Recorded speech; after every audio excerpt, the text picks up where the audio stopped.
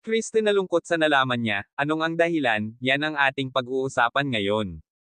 Bago ang lahat magandang araw mga kalingap.sa pagdaan ng maraming araw ay nakasama natin si Kriste, malaking rin na iambag ni Kriste sa kalingap, sa makatunayan, walang pamimilit, na makiisa si Kriste sa mga kalingap, alam naman niya na para sa future niya ang ginagawa nila. Sa ngayon marami sa mga netizen ang nakapagsabi, na ang Mike Kris raw ang pinakamagandang tandem na napanood nila, sila raw ang pinaka-the best sa lahat. Totoo naman talaga dahil kahit sino naman ay madedala ka sa mga pinapalabas nila. Kaya nga itong si Mikoy ay willing na willing alagaan si Krista.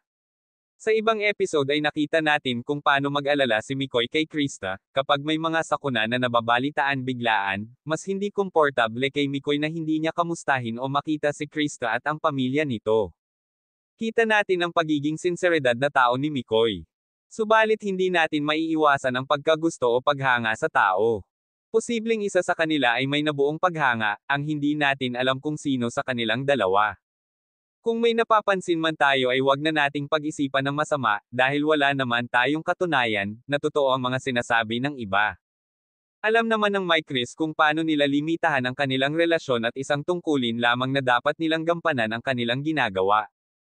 Nakakalungkot man isipin na hindi kasali si Kriste sa nakitang litrato sa publiko, marami ring iba ang hindi kabilang roon.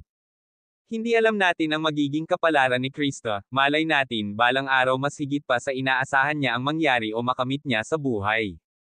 Pati na ang kanyang pamilya, hindi man maganda sa una ang napagdaanan, hindi panghabang buhay na madadapa, may pag-asa ring bumangon at makaahon sa hirap ng buhay na kinagisnan ni Krista. Usaping pamilya, may kagalakan sa mukha ni Kriste na isasama niya ang kanyang pamilya sa pagtupad ng kanyang gustong maabot. Maraming salamat, pakisuportahan po ang aking channel, at sa lahat ng bumubuo ng kalingap.